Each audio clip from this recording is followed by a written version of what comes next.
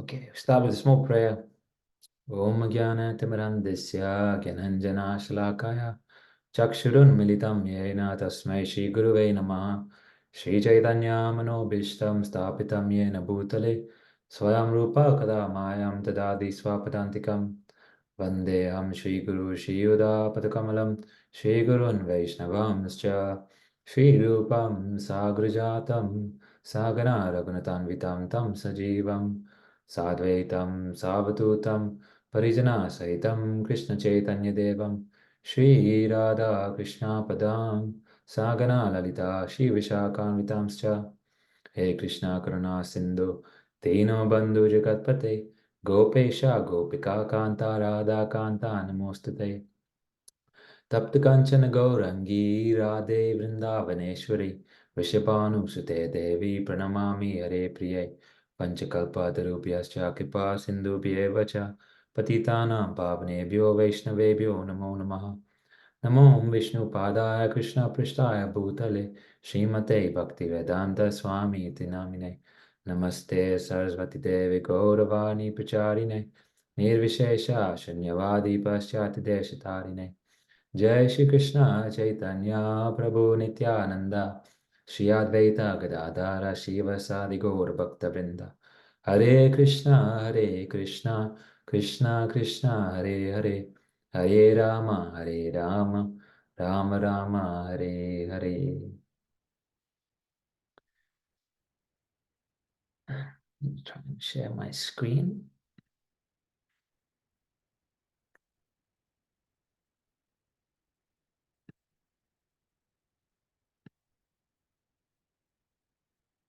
Okay, can you see my screen okay, everyone? Someone thumbs up. Yeah, perfect. And you can just see my main screen and no other sort of notes section. It's just all on big screen. Perfect. So I thought we'd do a little bit of recap on last week's or last Sangha session. So Alpesh Prabhu already requested as such. So we touched upon a few things in the first 16 pages of the Bhagavad Gita. I'm just going to summarize them in 5 things, really.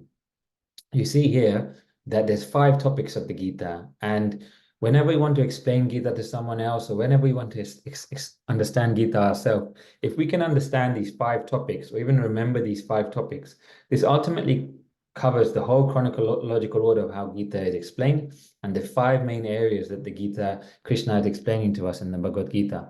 So you see one here is this purple person. This is the Atma. So you see we are not the body, we are the soul. And this soul is at the moment encased in the material world, or Prakriti. This Prakriti is this nature, this material world that we see here is Prakriti. And whilst we are here, what are we doing? We're doing actions, we're doing activities. These activities are called karma. So we're building karma. So we're a soul, we're in this material world, and whilst we're here in this material world, the activities that we are performing are karma. How long will we be here? Everything that we do is then dictated by time. So as you see here, time keeps us in this material world. Time is conditioning us. Everything is in control by time. And then finally, what you'll see is there's something beyond this. What we're ultimately looking for and what we're ultimately aiming for here. You see Ishvara, or you see God here in blue. And this is ultimately the 5 topics of the Gita. Everything is covered in these 5 topics. So it's very nicely explained here. As souls living in the material world, we are performing activities within the jurisdiction of time, that we actually belong in the spiritual world with God. So in the introduction, we're looking at pages 16 to 33. We come across a few things, and we touched upon a bit of this last time, and we're going to go into the pages that we're covering now. We ask, what is the Bhagavad Gita? So the question comes, is the Bhagavad Gita theological? Yes, it's theological. Is the Bhagavad Gita spiritual? Yes, it's spiritual. Is the Gita philosophical? Yeah, there's a lot of philosophy throughout the Gita. It's studied across many philosophical course. Many philosophers have speculated on the Gita. Is it Gita inspirational? Yeah, we hope so. There's so much in the Gita that we can take from Arjun's example. Even when we grow up as kids, we learn about Arjun, and we learn to be bold like Arjun. And many of you said in that session about 3 sessions ago that the Gita can be like a life companion, that it can always be with you, it can always be there by your side. And there's many, many famous people that have read the Gita and said that in their times of most need, they'll turn to the Bhagavad Gita as a life companion. And then finally, is the Bhagavad Gita religious? So maybe I'll just ask this question because I have put a question mark there, and there was some information on this in the introduction. What are all of your opinion on whether the Gita is religious? If anyone would like to just share or share anything they feel about whether it's religious.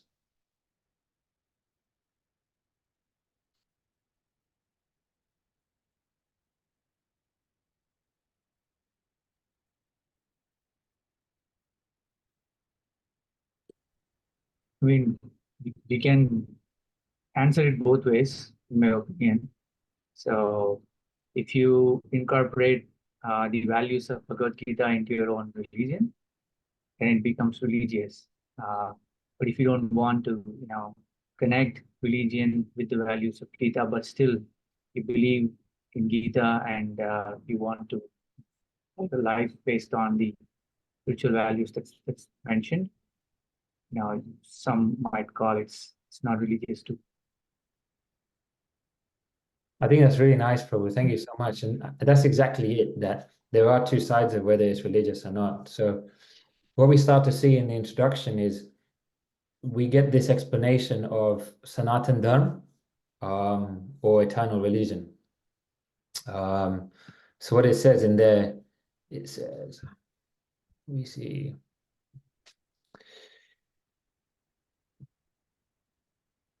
we say that in in the introduction, it says the spiritual world is the Sanatan Dharma. So it's not a spelling mistake, but it's Dharma rather than Dharma. The spiritual world is Sanatan Dharma. So this word continues, Sanatan, and we'll explain this in a second when we're explaining eternal religion. The Jiva, which is us, we saw in that first slide, is Sanatana, is eternal. The Lord is Sanatana, is eternal. So Sripad Ramanujacharya, he describes Sanatan Dharma or Sanatan as that which has neither beginning nor end. So what's actually explained is that the whole purpose of the Gita is to revive our Sanatan Dharma, or our Sanatan occupation. So Sanatan Dharma is the eternal occupation of the living entity. So it cannot be limited by any boundaries. This is different from religion, which indicates the idea of faith. And faith can change because one day you could be a Hindu, next day you could be a Muslim, next day you could move from being a Hindu to a Muslim or Hindu to a Christian or whatever, So when we look at dharma, we have to just break down this definition of what dharma actually is. And we can look at it in this example. So the example is given by Srila Prabhupada in that introduction of the Gita there. And he says, the property of wetness or liquidity cannot be taken from water. It's a fact that water is wet, it's liquid. So that means that the dharma of water is liquidity or wetness. So that which is constantly existing with a particular object, it cannot be taken away. So if we think about it like that, then what is the Sanatan Dharma of the living being? So what is that of the living being that cannot be taken away? What is something that will always stay with us, however much we grow older, whatever our nature is, whoever we are, what is that Dharma of the living being? Does anyone remember this answer from the introduction?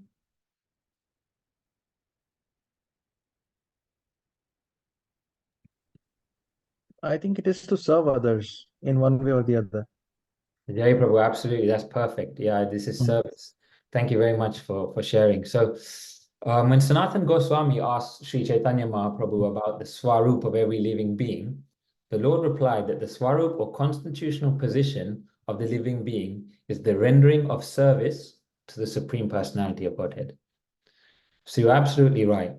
And we can think about this in many examples. So if we think that the dharma of water is wetness, you cannot take the wetness away from water. Now we might think, okay, if it becomes ice, it's no longer wet, but then it's no longer water, right? It's a different property. It's ice then. It's at a different condition. As water, it's always wet. So when we look at this in terms of ourselves and the service we give, when we think about it, no living being is exempt from rendering service. Now you could think about the mother. The mother's always rendering service to the child. The husband is rendering service to the wife, and vice versa with the wife and the husband. The employee is rendering service to the boss. The shopkeeper is rendering service to his customers, her customers. The politician is rendering service to their manifesto or to the government. And even if you take the president or the prime minister, whatever highest position you can find here, even the president is rendering service to the people because they want to be re-elected. We're seeing now something like 2.3 billion people will go to vote this year. 2.3 billion people across the world will be going to vote this year. Many big elections going on, UK, US, India, and many countries. I think 70 countries are going to vote for this year. But even that president or that prime minister, they're still serving their nation. They're still serving people. So whoever way you look at it, everyone is giving service. Now, even nowadays, you see that because we have this propensity to serve, so that can be agreed that our dharma is service because service cannot be taken away, whatever position you are in. So even nowadays, you see that people, they want to give service, but they're not always sure about how to give it or how to do it. But that's their nature. So you see a lot of people, they keep pets or they keep dogs. Why? Because they like to give service to the pets or the dogs. Now that's absolutely fine, but if you took someone who'd been kept away from media and all these things, and you brought them from India and you brought them here, and they saw someone serving their pet or their dog so nicely in the house, they would be shocked. Because in India you see the dog is kept wild on the roads. They're kept away. It's something that you don't touch. They might have a disease. You give them the leftovers and things like that. Whereas here, people are paying thousands and thousands of pounds for dog insurance just to make sure that the dog is taken after. And this is because we have this nature to serve. So we come to this conclusion that our Sanatan Dharma is service, whichever way that we look at it. So if we actually profess ourselves as Hindu, Muslim, Buddhist, this is non-Sanatan Dharma. Why? Because that can change.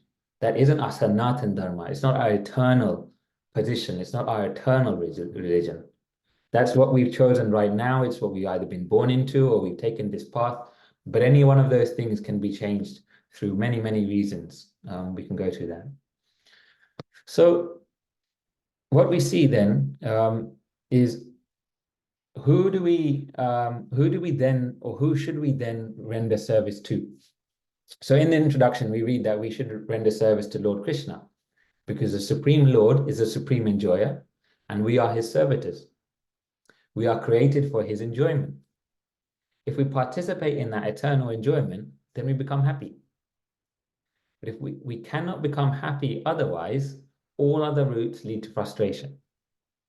So it's not possible for the living entity to be happy without rendering transcendental loving service to the Lord, Prabhupada writes in the introduction. So who is that Lord? And it's written there, it is Lord Krishna. Because Krishna, if you look at the definition of the name Krishna, it translates to all attractive.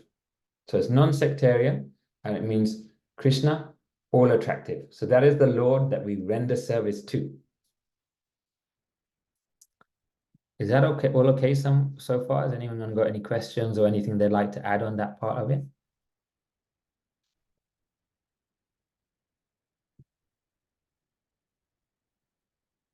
Okay. So I quite like this picture. So It's if you can see it, you see this astronaut and you see this devotee, and it's talking about journey to other planets. So when we talk about the service we can do or what we choose to do, we can try to lord it over the material nature ourselves. We can try to be the controller. We can try to be the boss. But we can even try to go to Brahma Loka. Prabhupada writes in introduction. He says we can even try to go to Brahma Loka. And Brahma Loka is the highest planet in the material world. And he says even if we try to do that by some kind of mechanical intervention, it might even take 40,000 years to get there. Even if we get there after somehow, I don't know how we live that long, but we will still find birth, we will still find death, we'll still find old age, and we'll still find disease. So this is that much endeavor that we try to make this journey to another planet. We try to take ourselves to Brahma Loka, the topmost material planet. And even after this 40,000 years, we still find birth, death, old age, and disease. So what have we really achieved? So we see then, and this is a really, really nice, beautiful poster. I wish I could have it in a big for you to show you. And if you ever get to see it somewhere, please just spend time looking at it. But I'm going to explain it because I know it's going to be small on the screen. So what you see here, this is this material world. This material world is where we're existing.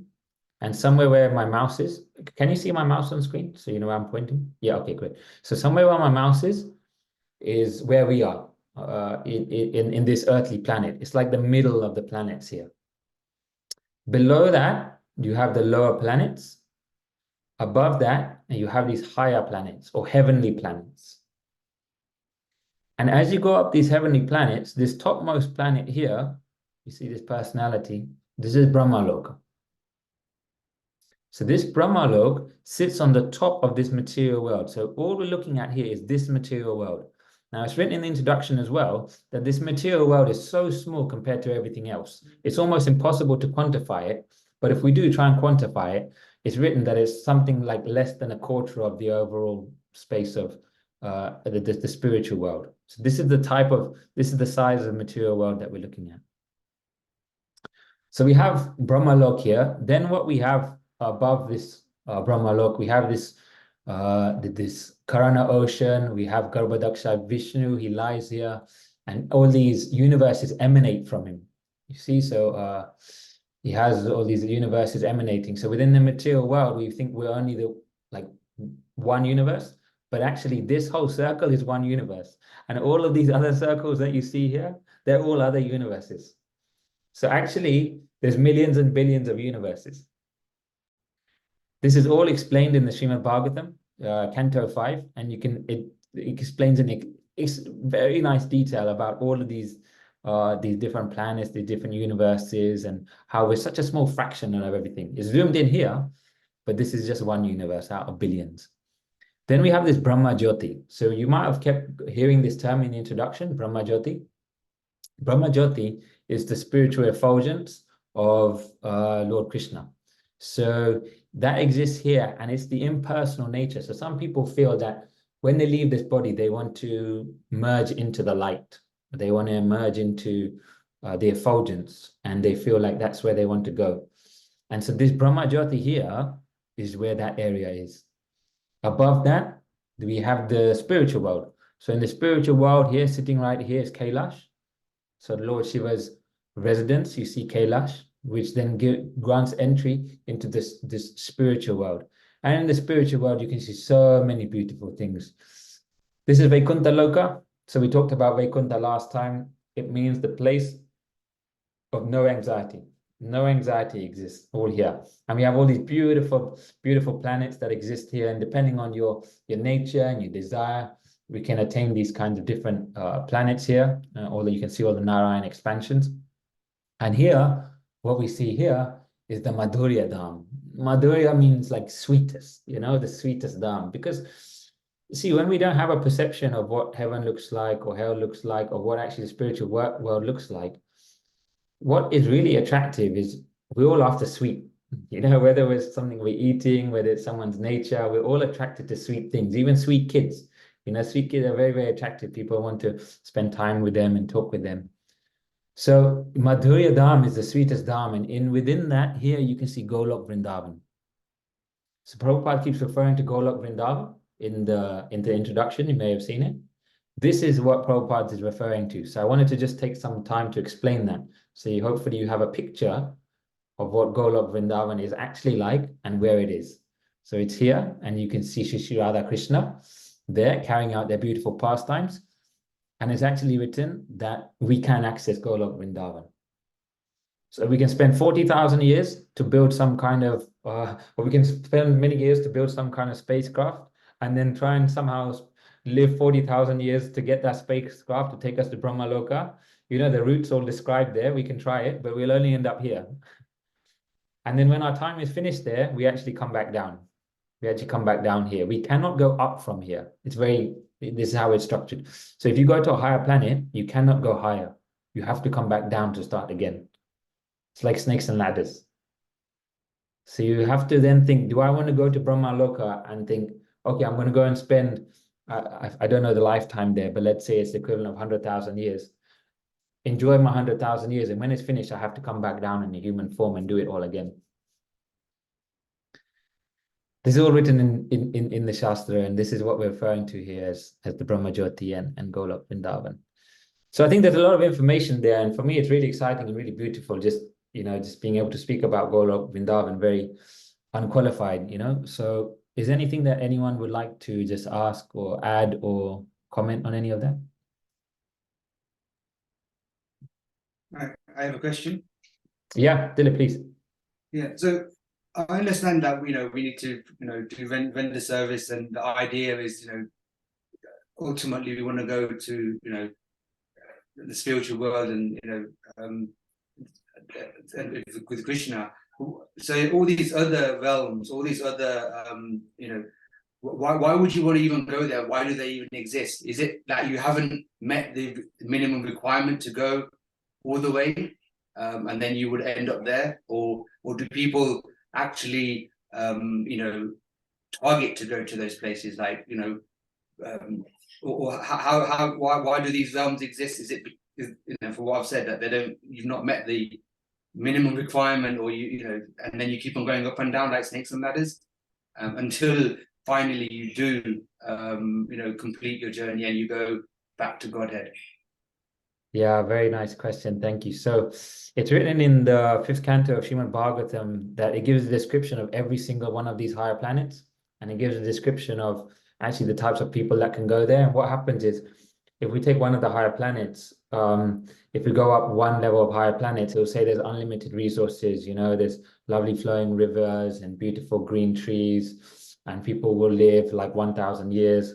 Then you go up to another higher planet above that, and then people will live 10,000 years. Instead of water flowing in the rivers, there's honey flowing in the rivers. Then you go up to the next heavenly planet above that, all still in the material world. Instead of, for example, honey flowing in the rivers, you've got ghee flowing in the rivers.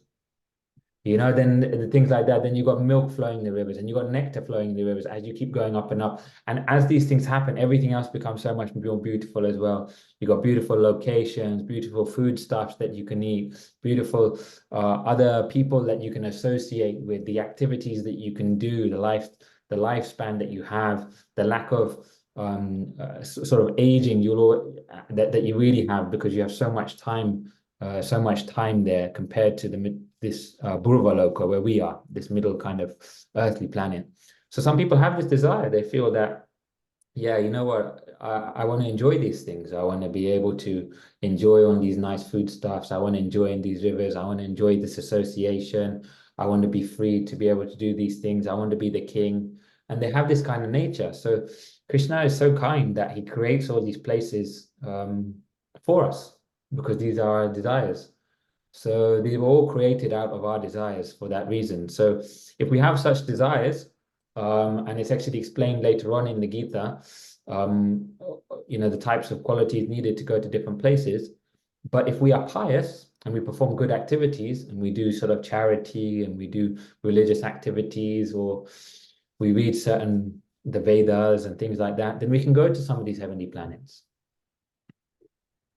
And so that can happen if we perform sort of these things, because these are all in the mode of goodness by doing these activities. So they are there for that reason. So now we'll transition on nicely for that part of the question as to, so that's how we get to those planets, and that's why we might want to go to those planets. So how do we then enter the spiritual world, and how do we enter Golok Vrindavan? Is that okay? Does that help? Yeah, that's good. Thank you. Yeah, great, thanks. Okay, so then we ask the question, so how do we get there? We've seen Golok Vrindavan, it looks very beautiful. You can look up pictures yourself. There's so many beautiful artworks of Golok Vrindavan, many beautiful artworks of pictures just now with Lord Sri Ram, with the opening of the Ram Lala temple in Sri Ayodhya, you know, of how Vaikuntha and Ayodhya looks. So there's many beautiful pictures, and it gives you like actual thing to perceive that this is what it's like. You know, there's no impersonality about it. So how do we get there? So we read in the Gita in here, chapter 8, text 5. Is anyone feeling brave? They want to read the Sanskrit out? I see some nods. I'll give it another couple of seconds if anyone feels like they want to read the Sanskrit.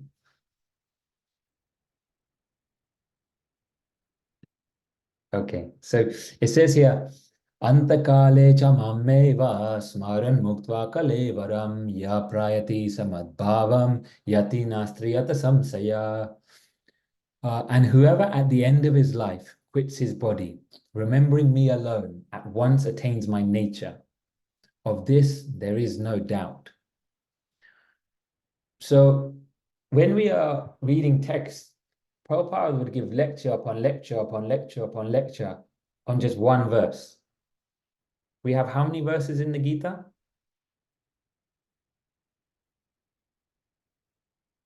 Anyone remember?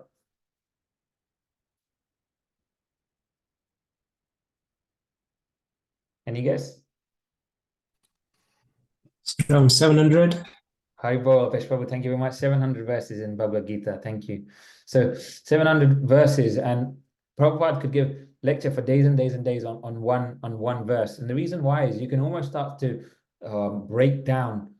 If we just look at the translation, and there's so many we could break down, and I won't do it because it would be a whole lecture and a few hours itself. But you can see like, and whoever means there is no distinction. It doesn't matter whether you are Hindu, Muslim, Christian, Buddhist, Sikh, doesn't matter. Whoever at the end of his life. So this is so open, this is so loving from Krishna. He says, whoever at the end of his life. And what I want to pick on there at the end is, of this there is no doubt. So Krishna is telling his closest friend Arjun at this time that, Arjun, there is no doubt. You know, so if Lord Krishna is telling us, and the Gita is there, Arjun was there just there as an instrument. Arjun was there as a way for us, for the Gita to be spoken. So for the likes of us, to be able to have the benefit of the Gita afterwards, because Bhagavad Gita is non-different to Sri Krishna himself.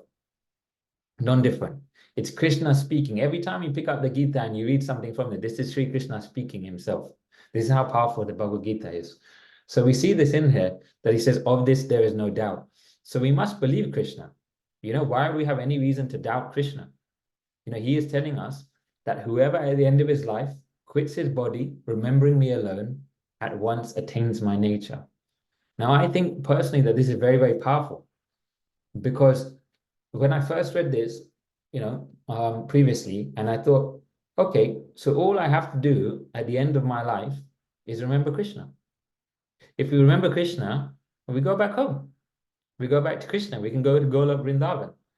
You know, we don't have to do so many things. There isn't so many activities to it. And why? Because this comes in chapter 8.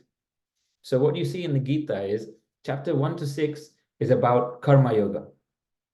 Chapter 7 to 12 is about Bhakti Yoga. And 13 to 18 is about Gyan Yoga. So he says, okay, you can do Karma Yoga in this 1 to 5. You can do Gyan Yoga, which is try and get all the knowledge, try and read all the books, become a scholar. But actually in the middle chapters, he is giving us the tastiest part of a sandwich.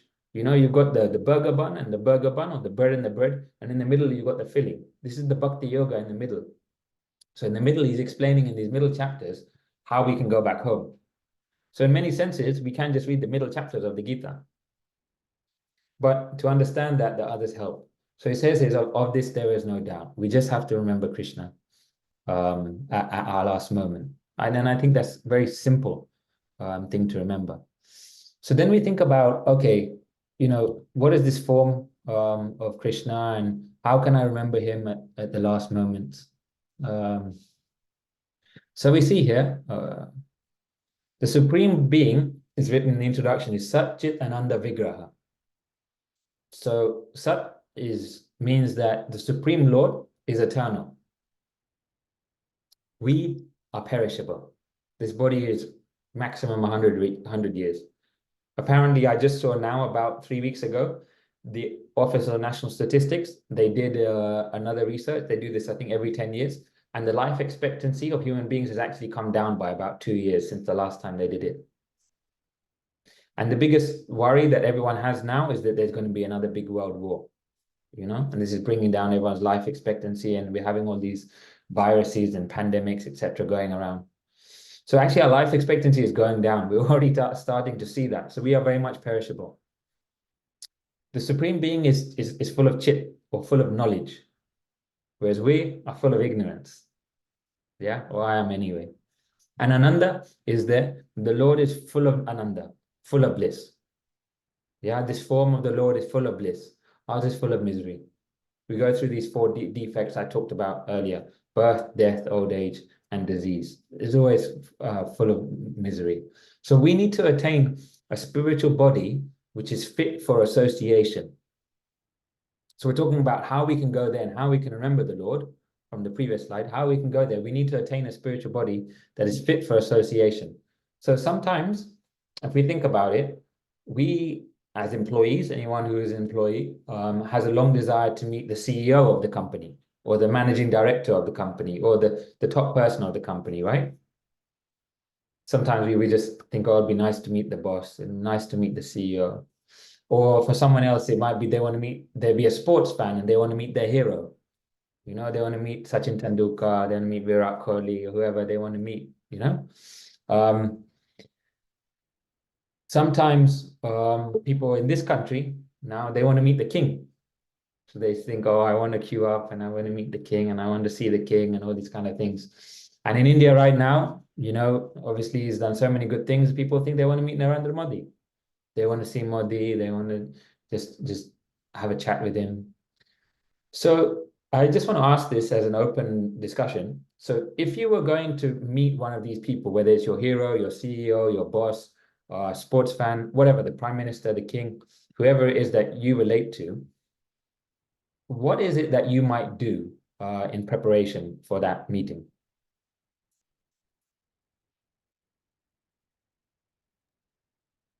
Maybe come up with a set of questions or points of discussions, because Very, the time will be limited and I would like to make the most of it.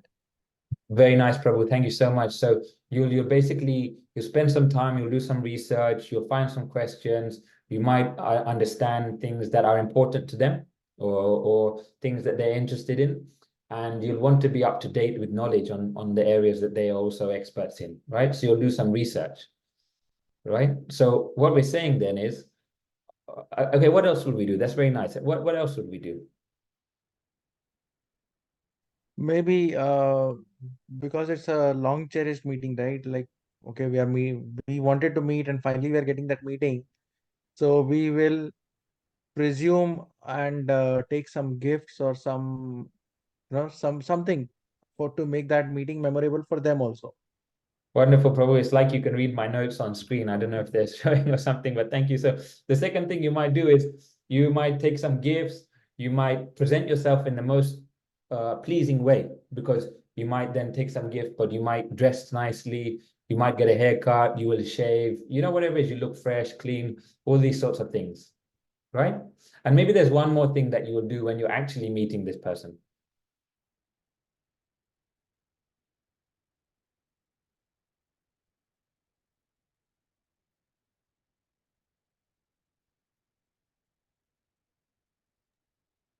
In the actual meeting, maybe you'll try not to be nervous or be overwhelmed by the occasion, and put your best feet forward. Means that's what you can do. Fantastic, Prabhu. You very nicely described all three aspects of this Satchitananda Vigraha form. So let's just recap that. You said, okay, you'll just look up have nice questions prepared for this person. You'll research them. You'll be up to date on information about them. So what we're describing here is chit. We'll be full of knowledge about this person. Then you also said you might take some gifts for this person. And then we added some things. You take some gifts, you dress nicely, you present yourself nicely, wear nice clothes, this kind of thing. This is sat. Why? Because then you're starting to look more eternal. Your dress isn't just like shabby and worn, torn clothes. You're putting on new garments. You're putting on fresh things. This is sat. And the final thing that you said is you won't look nervous, or you'll try and be happy in the meeting. You'll try and put your best foot forward. This is Ananda. So we will try and replicate these three forms of the Lord. We will try and replicate Sat, we will try and replicate Chit, and we will try and replicate Ananda. Very nice, Prabhu. Thank you so much for all those 3 points. That's perfect. So isn't that just amazing that when we want to meet our heroes or we want to meet our boss, these are the 3 things we try and replicate. These 3 qualities, however which way you look them, how much synonyms you give to them, how much you expand the dictionary of each definition, these are the types of qualities or characteristics or preparations that we will do. So we're aiming for these qualities when we want to meet these people in a higher position materially, right? So we talked about material positions. So in the very same way, we have to prepare ourselves for when we want to meet the Lord face to face with these qualities. It says that one who leaves their body thinking of Krishna at once takes the Sat Chit Ananda body. So again, if we can remember Krishna at the last moment, all of these qualities will come to us.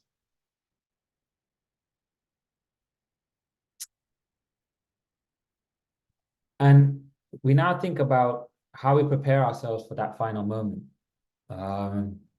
So Krishna says in the Bhagavad Gita, he says in chapter 18, text 65, he says, Manmana bhava madbhakto madhyaji mam namaskuru mame vaishyasi satyam te pratijane priyosi me. He says, always think of me, become my devotee, worship me and offer your homage unto me. Thus you will come to me without fail. I promise you this because you are my very dear friend. So Krishna is saying that in order to prepare ourselves for that final moment, always think of me. Yeah, all we have to do is always think of Krishna. Lord Chaitanya, and for anyone who maybe hasn't heard of Lord Chaitanya, but Lord Chaitanya is Sri Krishna himself. He appeared 500 years ago in order to restore the Harinam Sankirtan movement of the Lord, which is spreading the holy name of the Lord. He appeared in West Bengal with his associates, Lord Nityananda or Sri Balaram and his other associates. And he also wrote, he said, Harinama, Harinama, Harinameva Kevalam, Kalo Nasteva, Nasteva, Nasteva Gatiranyata. In this age of quarrel and hypocrisy, the only means of deliverance is chanting the holy name of the Lord. There is no other way, there is no other way, there is no other way. And Prabhupada continues in this purport in Bhagavatam. Yes, people should simply engage in the chanting of the Hare Krishna Maha Mantra, for thus they will gradually come to understand that they are not the Supreme Personality of Godhead, as they have been taught by the Mayavadi philosophers, or the impersonal philosophers, but are eternal servants of the Lord. So this comes back to our very first point, which we said very nicely, that our Sanatana Dharma is service. Who is our Sanatana Dharma directed towards? Is directed towards the servant of the Lord, is directed towards the Lord. And as soon as one engages himself in the transcendental service of the Lord, he becomes free. So we have 2 promises here, from Krishna himself twice. One as he comes as Lord Krishna, and second when he comes as Lord Chaitanya. All you have to do is think of me, and all you have to do is chant my name. So Krishna is laying the scene. He's saying, all you have to do is think of me. So what happened over time from 5,300 years ago until about 500 years ago, people forgot how to think of Krishna. The world became so like degraded, and all this industrial, everything became so material focused. So Lord Chaitanya appeared, and he said, okay, in order to think of Krishna, the way that you do this is you do Hare Nam. You just chant the name of the Lord. So it's given us a very nice formula here. Krishna is saying in Gita, think of me. Lord Chaitanya is saying then, okay, you just chant my name. And we get a very nice example then in the Gita, in the introduction, page 28. And Krishna says in there, he says, Srila Prabhupada gives the example. He says, how is it possible then that we can do this? Always think of Krishna. So the Acharyas give the following example. If a married woman is attached to another man, or if a man has an attachment for a woman other than his wife, then the attachment is to be considered very strong. One with such an attachment is always thinking of the loved one, right? So the wife who is thinking of her lover is always thinking of meeting him, even while she's carrying out her household chores, sorry. In fact, she carries out her household work even more carefully so her husband will not suspect her attachment, right? Similarly, we should always remember the supreme lover, Sri Krishna, and at the same time perform our material duties very nicely. A strong sense of love is required here, but we have to develop that sense of love. So like this lover example of being attached to another person, always thinking of that person, always preparing their activities at home so they can make those activities of that other person conducive, and making others non-suspicious and just wanting to spend the time with that other person. This sense of love is very, very strong. And we have to develop that type of sense of love. So I very much like this quote that I saw from S.P. Keshav Maharaj. Maybe someone else can read it out. Would anyone just like to volunteer just to read this one out, please?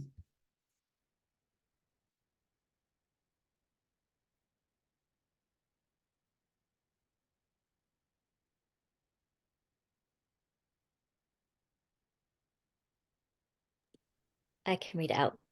Thank you. May I be more determined and driven than the people out there chasing $1 million. May I ready myself for more sacrifices than the city sharks who'll go to hell and back to conquer the corporate ladder. May I embrace more risks than those willing to jeopardize everything to realize their greedy ambitions. Lesson: spirituality requires as much effort and energy as any material endeavor. Thank you so much, Rai Mataji. So how amazing is that? For me, that was really like pretty awakening, because we think that sometimes, okay, spirituality is something I do on the side, or something I do on a Sunday, or something I do once a month, or it's what I do on festival days. But I have a drive to make this $1 million, or I have a drive to conquer this corporate ladder. And we have this real desire that, yeah, we want to be at the top of the corporate ladder, or we want to make $1 million, or we want to have this. And we're so driven, and we put so much effort, and we put so much determination into doing these things. So one devotee, they came up to Keshav Maharaj and they said, Maharaj, I need your help. And Maharaj said, okay, how can I help? And they said, Maharaj, I just don't have, in my spiritual life, or he says, I lack determination. I don't have determination. How can I grow my determination in my spiritual life? So this is a question we might have. So Maharaj turned around and said, well, that's not true that you're not determined, because you're determined to do well and you got yourself a house. You're determined to do well and you managed to get a car. You're determined to do well and you managed to have children. And determined to do well and you managed to earn Lakshmi. So actually, you're very, very determined by nature. Like, you have a lot of determination in you. So it's not that you lack determination, it's that you need to apply determination to your spiritual life. So may we have the same vigor that we want to chase the corporate ladder, chase this $1 million to our spiritual life. I think that's very, very nice. Anyone any reflections or something? I just got one more slide I want to share. Anyone got any reflections or comments or questions there? Any view on that point that Rahim Mataji read out very nicely?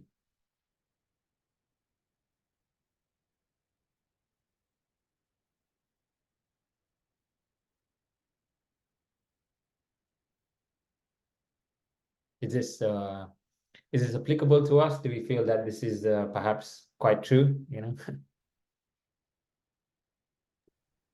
We definitely want to do this, but we have a lot of commitments and the material nature that we're already committed to. But yeah, slowly I think we should increase the percentage of our minds getting involved into spirituality. I think that's how we can fight out our material greediness. thank you so much. I was just gonna say, with this one, it's not, I wouldn't say it's necessarily finding time to do it separately.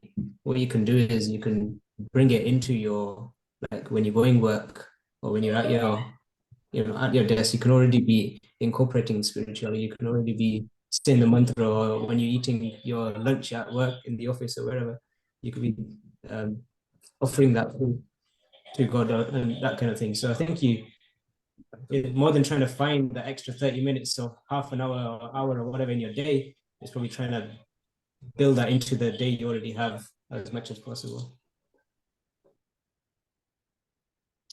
Thank you so much, Alpesh Prabhu. My perception is a bit different on this because early on in my career, I had a discussion around this. When I joined my first job and was reporting to a manager, he asked me a question. How much money would you need today to quit the job today itself? And I was a naive guy and I was like, okay, 5 crores, 10 crores, give me something, and I'll never work again. And then he brought up the idea of the super rich, right? Take up Asim Premji from Wipro, or let's say Sunil Bharti Mittal and people like that who have a net worth of, they have, let's say, wealth that they cannot sit and count. So what gets them up and running every morning and going to office, having those meetings and looking at what you say as growth and things? If you change the perspective and you try to understand the impact that they're making on the society by growing their companies, by creating more jobs, by opening more opportunities in the way that they diversify or manage their business, right? I think even in terms of material gains, it brings back the concept of serving others, right? If they start looking at it that way. So if you are, let's say, a middle manager managing 50 people, the way you have to look at it is, do I make the life of the 50 people that I'm working with more fulfilling by working with them, by helping them grow in their own career, or, making their lives more meaningful as far as work is concerned? And if I'm looking for a more senior role of going from managing 50 people to 100 people, what impact I'm going to make on my own spiritual life as well as of the life of people that I'll be touching in that particular role? Maybe if that becomes a goal and not money or materialistic things, then I think the endeavors that we thrive for or we go after become more fulfilling or enriching than just money.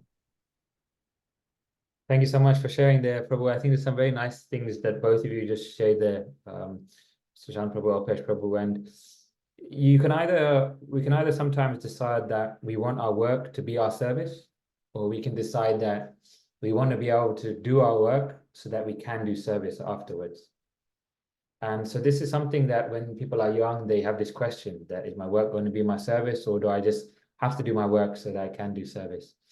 And I think what you described there, Shatan Prabhu, was very nice, that if you can do your service throughout your work and incorporating what Alpesh Prabhu said there, you pretty much describe what Srila Prabhupada is describing in the introduction here. And he says that Krishna does not advise Arjuna to simply remember him and give up his occupation.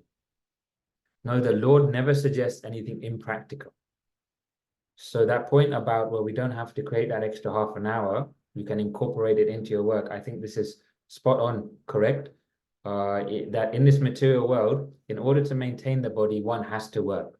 So we should never have this fear. We should never have this perception, this hesitation that actually, oh, if I dive a bit deeper, then I have to give up work. If I dive a bit deeper, then I have to give up my family. If I dive a bit deeper, then I have to give up money and I have to live in the forest, because this is what the different ashram systems say. Actually, the Lord therefore tells Arjuna that he need not give up his occupation.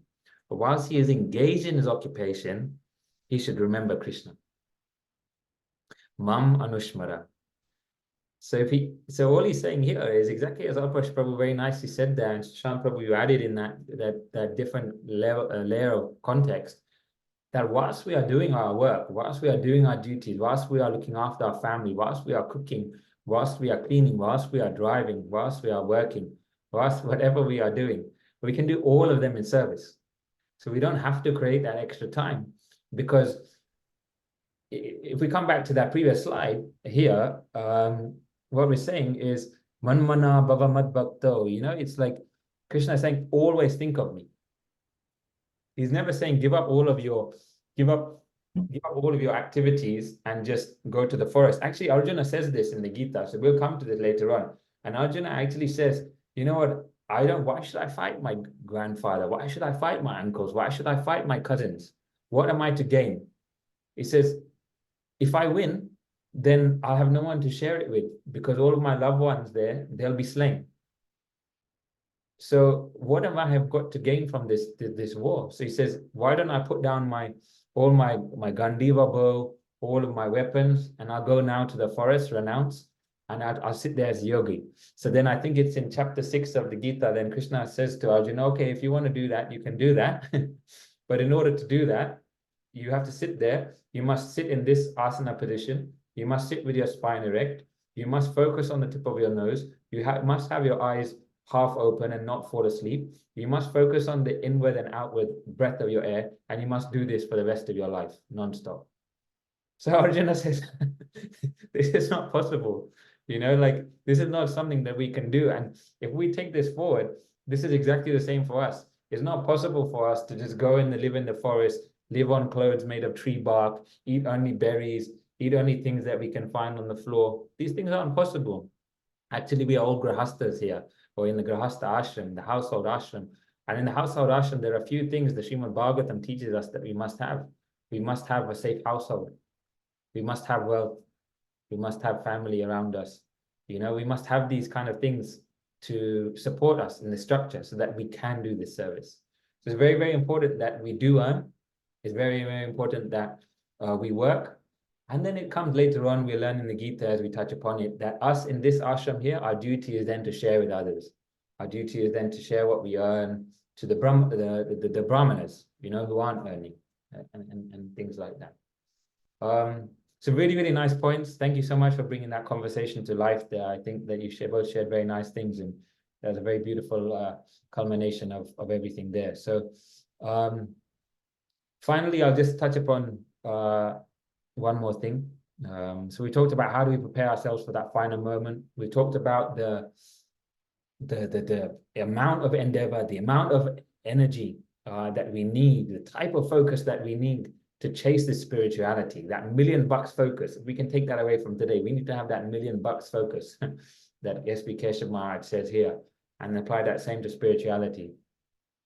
And then ultimately, Krishna says in chapter 18, text 66, he says, Sarva dharman parityaja mamekam sharanam braja aham tvam sarva papebhyo moksha shami ma suchaha. He says, abandon all varieties of religion and just surrender unto me. I shall deliver you from all sinful reactions. Do not fear. So when last Sangha session, I think at the start of the session, I think it was last Sangha, we asked, Divyanam Prabhu asked the question, okay, if we can summarize the Gita in one word, what would it be? And we talked about a few of those things on, I think my third slide is philosophical, spiritual, life companion, etc. but actually the word we came to is surrender. So surrender is that word that we see in this 1866, chapter 18, text 66. So almost right at the end of the Gita, Sri Krishna had given Arjuna this 45 minutes of instruction, and right at the end he's saying, well, just abandon all varieties of religion and just surrender unto me. How can we do that? By all of the things that you have just mentioned, remembering Krishna in the different ways. What will that gain us? That means that we can attain a spiritual body, that when at our last moment we can remember Krishna, and when we remember Krishna at our last moment, we can attain the Satchitananda Vigraha form. When we attain that Satchitananda Vigraha form, that means that we can go to Golok Vrindavan. And that is our Sanatan Dharma. So we see here finally in the introduction, right at the end, just one last thing I wanted to pick out. It says, one may cleanse himself daily by taking a bath in water. But if one takes a bath even once in the sacred Ganges water of Bhagavad Gita, for him, the dirt of material life is altogether vanquished. Yeah, so we can take these yatras, we can take dips in Ganga Ji, in Yamuna Ji, in many of the holy rivers. But even if we take a bath even once, this is written in Shastra, in the sacred Ganges water of Bhagavad Gita, for him the dirt of material life is altogether vanquished. And you can almost think about this point here.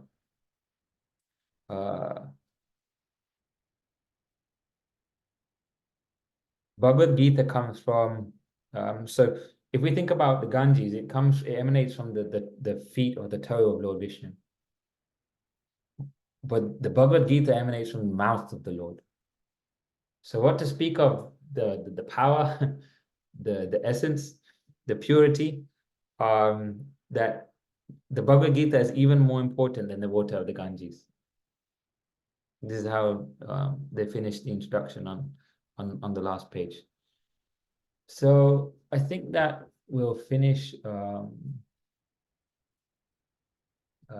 what I wanted to present. And I hope that we just did a nice summary at the end there, talking about surrendering and attaining the different forms in Golok Vrindavan. So I hope we've all found that of some benefit, maybe even just a little bit. Would anyone have any questions, reflections, comments, or even corrections?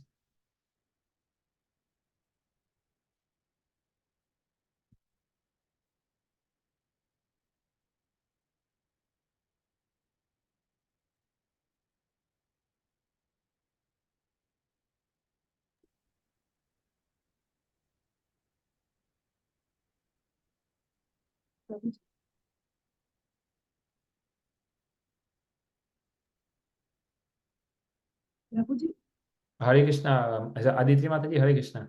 Oh, Hare Krishna, Hare Krishna. Thank Sorry, you I cannot join it. I was trying, it was asking me to update version, and it took me 20 minutes to join. So that's why I message you. I'm joining in 15 minutes. I don't know even whether he will let me join or not. No problem, Aditi. I know Zoom is like this. That sometimes they just want you to keep updating the version every week. And then if you don't do it, it takes the time to update the version and join. Okay. This is my first ever experience like this. Okay. Okay. How are you? Yeah, very well. Nice to see you. Thank you so much. I know you only caught the end of the session there. Is there anything? Actually, last session, there was two things happened with me. I got a sprain in my leg, and I was fever coughing, Are you better now? Yeah, it's the cough lasts for 4 weeks, 3 to 4 weeks. It's terrible. So it's now I've got better. Oh, I'm glad to hear that. I think there are a few other devotees I know they have also cough that's lasting 5-6 weeks. Because of going to the traveling by bus and all. I don't know from where I got this. Yeah, it's that time of the year, but hopefully it makes you stronger. Yeah, thanks. Yeah. How is the baby? Oh, she is good. Thank you. Yeah, Krishna's master. Thanks. Thank you so much. It's really great that you are making it, hosting it, even you have a small child. Oh, Really. no, Mataji, Prabhupada's mercy. I mean, everyone in the group contributed nicely. They had some very nice comments. So for me, it makes it easier. Thanks. Do you, Yeah, do you have thanks. anything else you would like to add, or anything at all? You had any reflections on anything? Sorry. You had any reflections on anything that you would like to share, or anything you picked up at the end? I know you only had a little bit of the session. No, not yet. Okay. Nothing. No, thank you so much. Yeah, thanks. Haribo.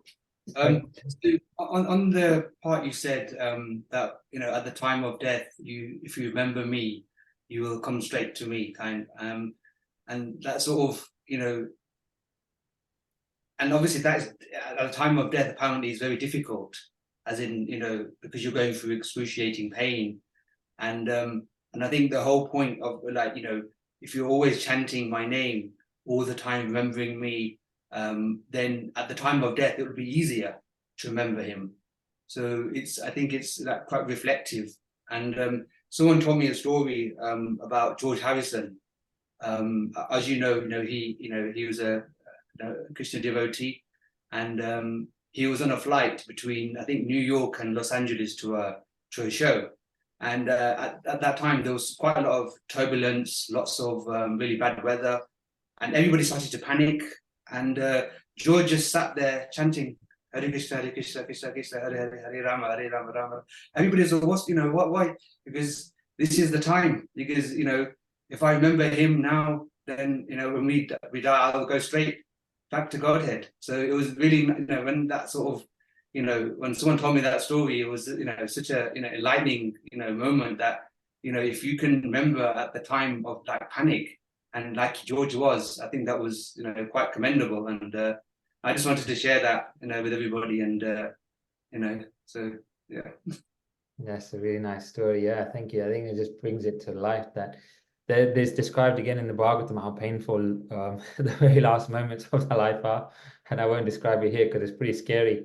And it gives a full description of everything that happens at your last moments and after your last moments, where you might go, who might take you there, how painful it might be. Honestly, it's I read it for the first time when I first read it, and it's actually scary. Like it's like reading a horror. And this is all written in our Shastras. This is Canto 3 of Srimad Bhagavatam.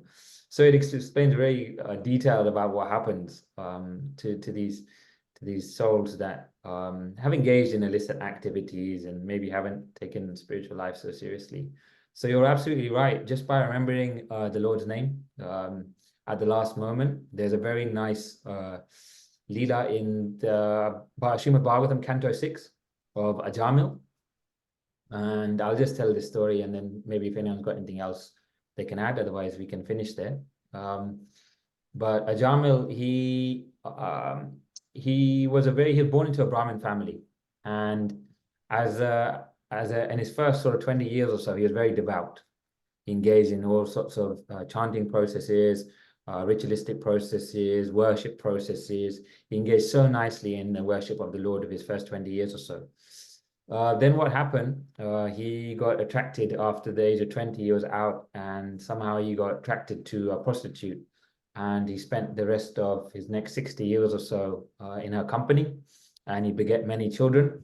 During that time, he engaged in so many illicit activities, including, drinking and so many other things during that time. And he completely forgot the Lord, even though he had those 20 years at the start as a foundation. So it shows that it can happen to anyone at any time. And Maya is so strong.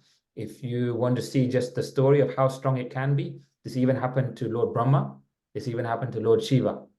You just look up the story of Mohini Murti. This is a story of Lord Shiva getting attracted whilst in deep meditation. And even Lord Brahma was attracted to his daughter. So these things can happen to anyone. So what to speak of us beings. So after this 80 years or so, it was written that Ajamil had a young son. He was, I think, 2-3 years old. So that tells you, how late he was when he actually gave birth. The lady gave birth to that son. He was that old and engaging in activities for that long.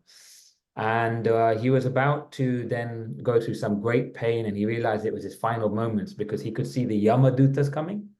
Now, maybe we've heard of Yamraj. Yamraj, Dharmaraj, he is the decider of where we go after this life. So you always want to be in the good side of Yamraj. So Yamraj makes that decision, almost like the undertaker, about where we're going, and he's been appointed to his position by Lord Krishna. And so he sent his messengers to Ajamil, and they came, 3 of them. And when he saw the Yamadutas, he got so scared, because if you see the Yamadutas, you know that, okay, Yamraj has sent his messengers to take you away, and they're going to take you away to a very scary place. So he got very scared.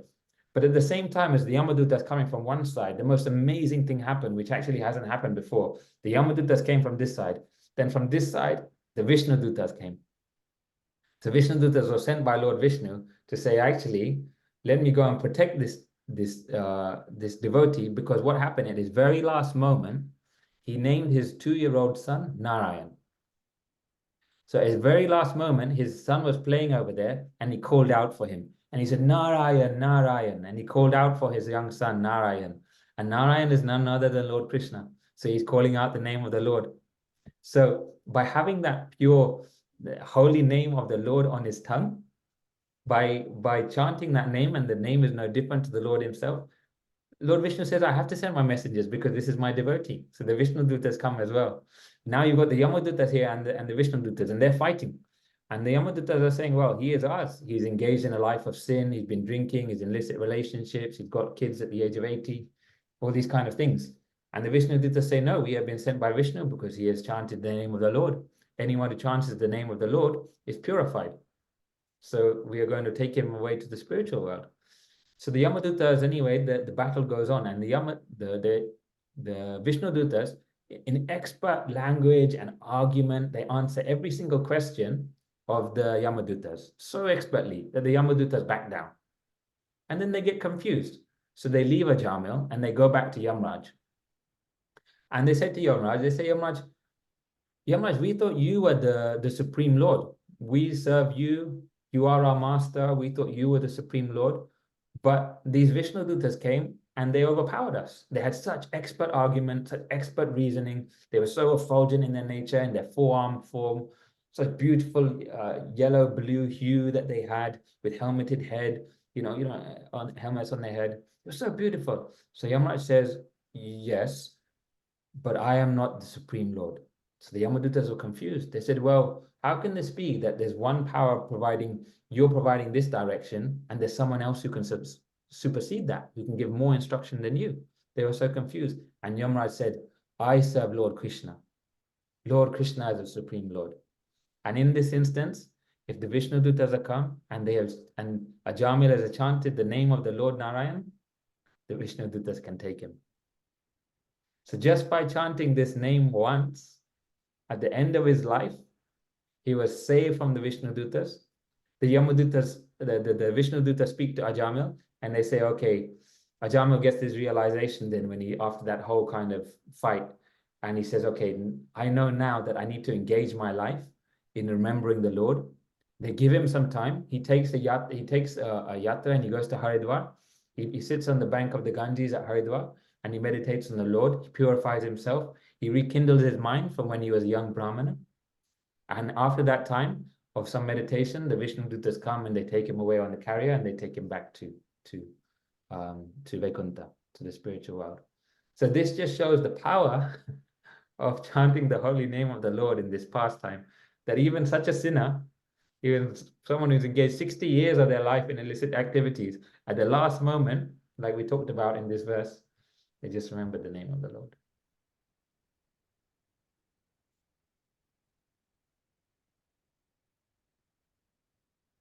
So would anyone like to add anything else finally, before we end the call today and the Sangha? I just want to say, so now by the time we all should also be purified, as we are also chanting the mantra, yeah?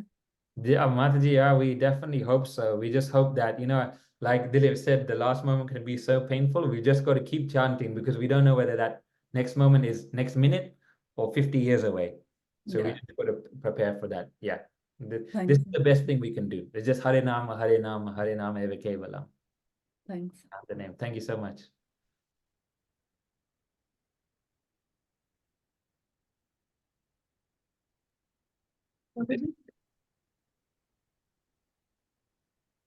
Hare Krishna, Mataji.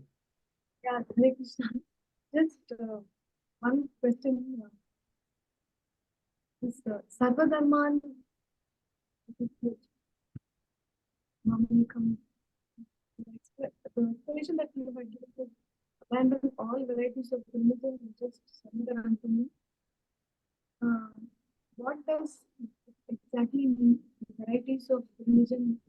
Sarva Dharman means all dharmas and all the varieties, all the rights or all the varieties of religions. Giving up that means what can you explain that? Yeah, thank you for the question. So it's a very important question because this is the culmination of the Gita. If we take one verse away from the whole Gita, this is a one verse to learn really. Sarva Dharman. So we learn at the start of today's Sangha that Dharma is the intrinsic nature of someone, and Sanatan Dharma is the eternal religion. So Sri Krishna is saying Sarva Dharman. So he's saying, give up all these other kind of religions, give up all other varieties, give up all other, and what that means is all other ritualistic activities, all other flowery, pious activities that you might engage in, such as previously there are 4 yugas, you know, so Satyug, Treta Yuga, and Kali Yuga. And as we go through all the yugas, we have different yuga dharmas. And so yuga dharma is the dharma of that age. So if we look at Satyug, the dharma of that age was meditation. So they could meditate for 100,000 years. Their lifespan was 100,000 years in Satyug. They could meditate for so long. So you look at so many beings, they give description that they meditated for 60,000 years, or 30,000 years, or 36,000 years. And we see so many personalities that gave up this much of their life in meditation. You come to Treta Yuga and the lifespan comes down, and the lifespan comes down from 100,000 years to 10,000 years. And in that time, the Yuga Dharma was idol worship. So idol worship was worshipping the deity so nicely, but they could do it with full pompous, you know, like hardly now any one of us can worship the deity so nicely the way they used to do it, all the foodstuffs, all the offerings, 7 times a day, every single day, you know, like we just don't have that capacity to do that. Then you come to Dwapara Yuga, and in Dwapara Yuga you had sacrifices, so they would perform Vedic sacrifices, or whether that might be Ashwamedha sacrifices like a horse sacrifice, etc. But it said that even now, even just by in this, we'll come to Kali Yuga in a second. So Kali Yuga, which is where we are in now. Kali Yuga, the Yuga Dharma of now is Harinama, or chanting the holy name. So what Lord Krishna is saying, you give up all these other varieties of religion, you give up all these other kind of activities, and you just surrender unto me by thinking of me. And the way that you can do that, as we learn, is by chanting the holy name of the Lord. And it's even written in the Shastras.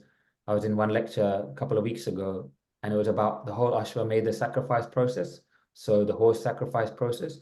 And there's a whole system about how this goes, and it was all described about what's required for this sacrifice. And it's such a detailed process that many people would perform these things, or they were requested to perform these things in order to gain certain pious benefits, like Yudhishthira Maharaj or Prithu Maharaj, etc. But nowadays, in this Kali Yuga, it's said that even reading one verse of Srimad Bhagavatam is the equivalent of performing a whole Ashwamedha Yagya or Rajasuya Yagya. Just reading one verse.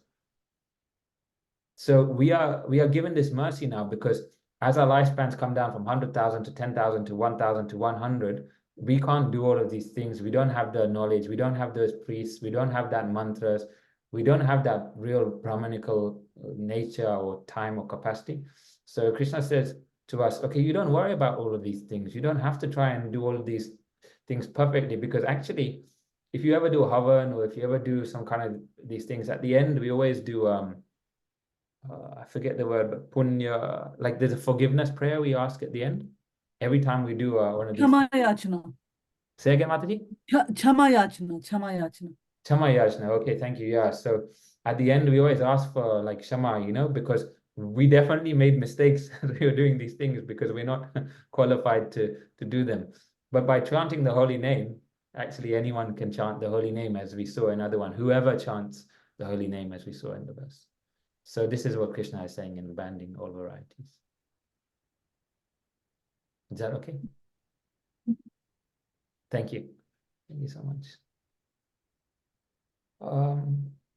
Thanks so much. Anyone, if anyone's got anything else, I'll just give it a minute. Otherwise, we can close for time. Yeah, 6:28. That worked out quite nicely.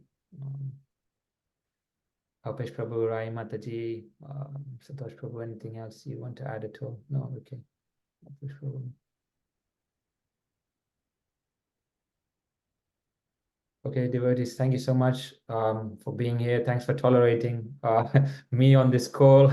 It's nowhere near the amazing supreme qualities and knowledge and sweetness of Divinam Prabhu and Vrindara Krame Mataji, but you stayed the call, so I'm thankful for you. I hope that there was some benefit in there for you, and please forgive any mistakes. And I look forward to seeing you all at the next Sangha, which I hope is in person. I think the date is in the group, but March, it's in the group, yeah. Thank you so much. Very much. Thank That you, was, Thank you that for was leading this discussion. It was quite interesting. Thank you, Prabhu. Thank you, Jaya Prabhu. Yeah. We just, Very nice. Thank you. thank you so much. We just close with the prayer. Vanchakalpa durubhyascha kripa sindubhya vacha. Patitanam pavanebhyo vaishnavebhyo namo namah. Hare Krishna, Krishna Krishna, Hare Hare. Hare Rama, Ram Ram, Hare. Thank you so much, devotees. Have a lovely evening and see you soon. You too. Thanks. Yeah, Hare Krishna. Thanks. Hare Krishna. Hare Krishna. And I just wanted to say thank you for doing slides, because that was really nice to be able to read things on screen as you were talking. So Oh, thank you. thanks, Mati. Thank you. Okay, Hare Krishna. Hare Krishna.